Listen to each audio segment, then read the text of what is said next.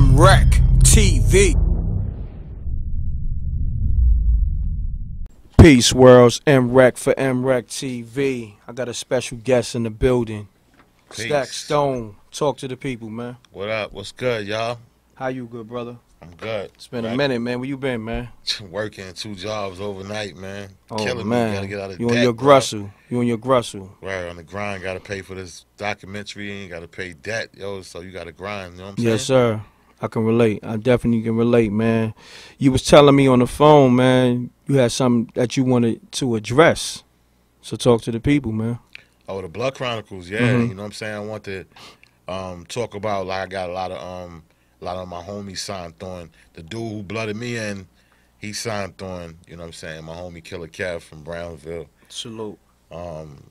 You know what I'm saying? He signed, he gonna do his documentary, and he got a book out too, so he's gonna be promoting his book at the same time.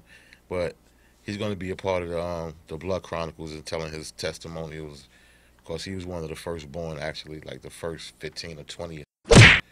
So he was responsible for, like, you know what I'm saying, blooding a few dudes in that was gangsters. So yeah, I'm looking forward to the Blood Chronicles. A lot of people been you know, hit me in my DM. Yo, Stakk, what's up with the Blood Chronicles? What's up with the Blood Chronicles?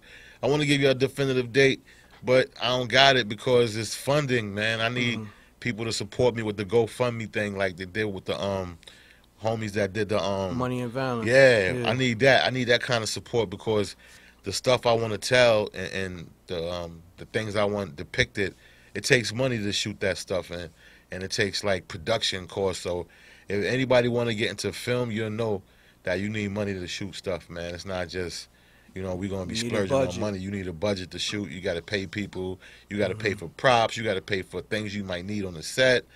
Everything just costs, man. Promotion.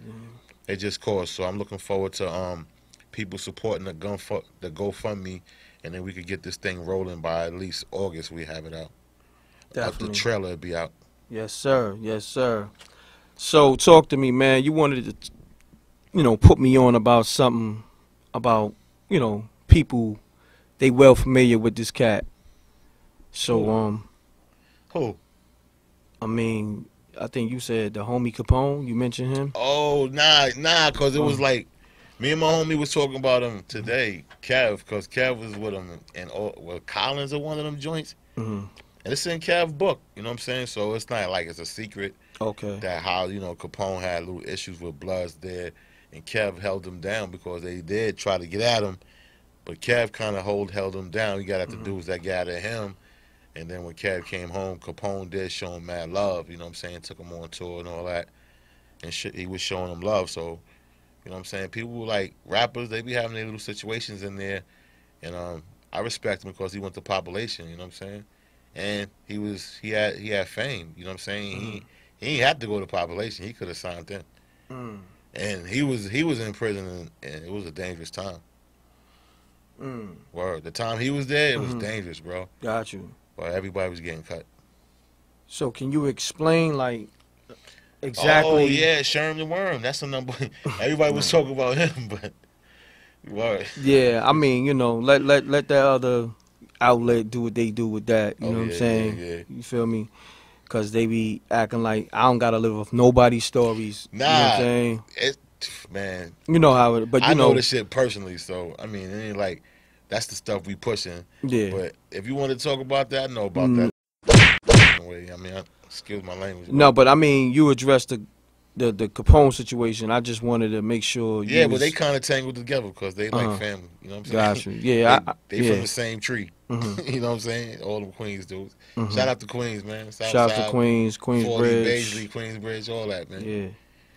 Queens niggas don't play. Shout out to Capone, because, you know, I know the homie. You know what I mean? Shout out to my son, Cole Mega, man. Yeah, shout out to Cole Mega. I know Cole Mega. Right. You know what I mean? We talking about Cardi B. I mean, she was talking about, like, how, like, somebody made a statement about how women are being depicted as rappers, and they always trying to sell a box and all that, and there's no substance with them, and that's all they talk about. So I was like, that's true, you know what I'm saying? Like, these rappers and these girls out here today, come on, man. Like, no disrespect, but it's limited to what they could talk about. So it's like the whole nation is dumped down right now. You know what I'm saying? Everybody is dumbed down. It's simple out here. Like, even the rap, man. I never thought it'd be a day when the image of a rapper wasn't from New York. Like, the image of a rapper from back, like, 10, 15 years ago, even that long, is different from what it is now. Like, now you got to have your face tatted up. You got to look like a rock and roll type of right now. Gotcha. You know what I'm saying? You got to look a little feminine, skinny jeans and all that. It's all cool, but that's the image of a rapper now, so. Well, let's do this. Being that you said the Capone situation's in your man book, your man, what's his name again? Oh, Killer Cav. Killer Cav. So damn. Yo, how you feel about ASAP Rocky having to sit up for a few weeks now in Sweden due to putting hands on, I guess, I can't even say fan, maybe a heckler? I mean, shoot. That come with the territory, you know what I'm saying? When you're a rapper and you got like entourages and you famous, it comes, I don't know the details and the particulars of his case, but I feel like, you know, like, it's sad to be locked up abroad, you know what I'm saying, like that. And if he was directly responsible, I don't know. So, but I feel for him. But, you know, people were saying on the other hand that he got what his hand called for because he wasn't sticking up for people in Ferguson and all that. But yeah, he like, I think that people, when you become famous, especially when you black, man, I think you obligated in a way to take a social stance. You know what I'm saying? Facts. Like, I think so, man, because if you going to make it and then be like, fuck everybody else, I made it, that shit ain't going to affect me. I'm like, yo, bro, how you going to say that, man? People are affected when they millionaires just because they black. They still experience racism and discrimination and all that. You know what I'm saying? Definitely. Word. So the same people that he didn't want to support, he's looking for support from now because he's in there and everybody's putting up this free ASAP Rocky. You know what I'm saying? They put out in the press that he was living in inhumane conditions and XYZ. Yo, I'm not going to lie to you, Reck. I tell you the truth, bro. I never wish jail on anybody, bro. Even my enemy, man. Even if somebody I don't like, I be wanting them to get free. Because that feeling of being confined, especially when they confine you after you was a jet setter, you know what I'm saying? That's what I could relate to what Meek was going through. You know what I'm saying? Because not major, like I wasn't no jet setter or nothing, but I was a free dude when I was making money.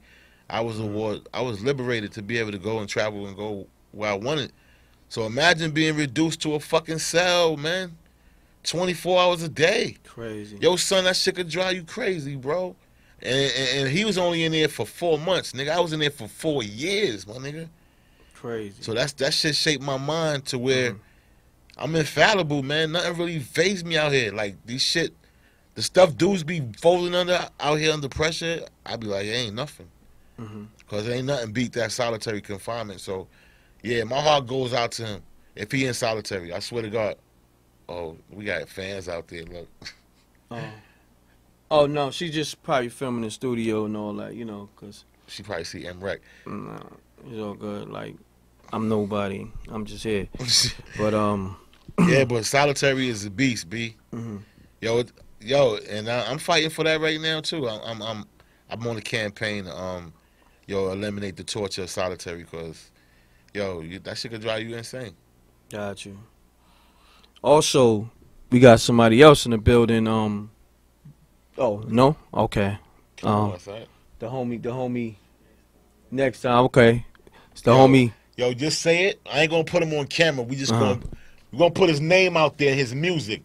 That's good enough. Okay. All right. This is my little brother, Constantine XL. He the type of dude, if he ain't got his shit right, you know what I'm saying? He like if his clothes ain't right, because his image is everything. So we're going to promote him next time we come out. But he's going to be playing me in a documentary. Constantine is going to be playing. Oh, that's dope. Damn, that's... He's a younger version. That's what we need to be talking about. That's crazy. Yeah. He's there. So, I can kind of see the resemblance a little bit now. Yeah. He's a younger version of me without the gray hairs. You know what I'm saying? He got the look and shit I had when I was younger. Oh. He fit. You know what I'm saying? I done got my gut on. But, you know what I'm saying? So he's gonna be looking like me 20 years ago when I was in prison. That's dope. Oh, this Disco Low coming in. Maybe we'll put Disco on. Lo.Life, original Lo.Life calling okay, in. yeah. What's up, Disco? Hey, shit. About to go to the Ville right now. You know what I mean? Yeah. I hit you back the other day because I was busy and shit, man. Running around, you know what I'm saying? Yeah. All y'all audience want to know this is original Lo.Life right here. Disco Low right here. I was in jail with this brother. I was to be running around in Brownsville with this brother from Marcus Garvey. You know what I'm saying? We was in BCF together. That's not even the jail open no more. You know what I'm saying? So. I don't even think that building is. Word. But yo, I ain't gonna hold you up, Disco. Call me when I finish taping, so we gonna bring you in on an interview and bring, you know what I'm saying, what you got to say, and we can interview, we can swap them interviews, you know what I'm saying? Alright, we can do that. You already know what it is. Alright, one. Let's go into that actual scene that he's playing. So talk Alright, about cool. that. Yo, he playing a couple of scenes. Like, he playing the scene when I first came to 16 Upper, when I was in C95. They was calling it San Juan because it was filled with Spanish dudes.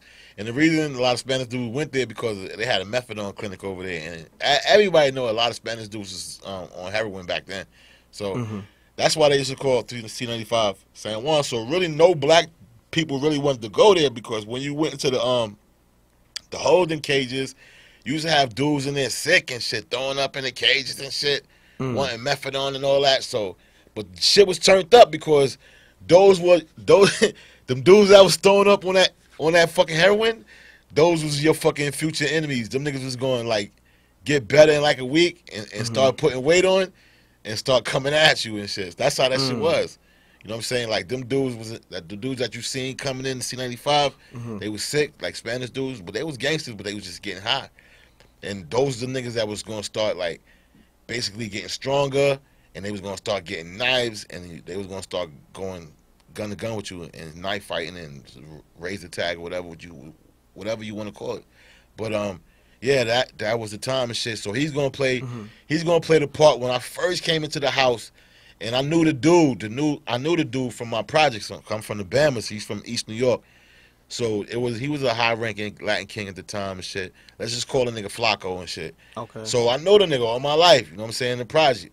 And in the projects in East New York, it ain't no real racial tension like that in East New York. It's like we all get along together in East New York. Anybody that's from the East, you know that it don't be that out there like that. Not at all. That shit happens when you go to jail. I don't know why, for some reason. The blacks and the Spanish rock. Like, we rock hard in the East. Like, right. So I'm like, yo, why does it get like that? It seemed like, I think that at one point, people were getting extorted that was Spanish, and then it was just like, they started sticking together, like we was bullying them, and like the guard bodies started robbing people back then.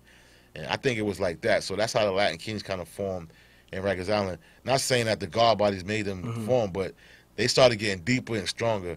And then he's going to play the part that he came in the house, and Flacco was like, yo, what's up, Stakk, da-da-da, yo. Basically, he was letting me live, like saying to me like shit like, yo, you can get on the phone, but you know what I'm saying, this how this house run and shit. It's crummy beats, y'all. Peace, world. To promote your music or promote your business by placing an ad on MRecktv, contact MRecktv promo, MRecktv promo @gmail.com. Peace. Oh yeah, subscribe to MRecktv, youtube.com/MRecktv. I'm gone.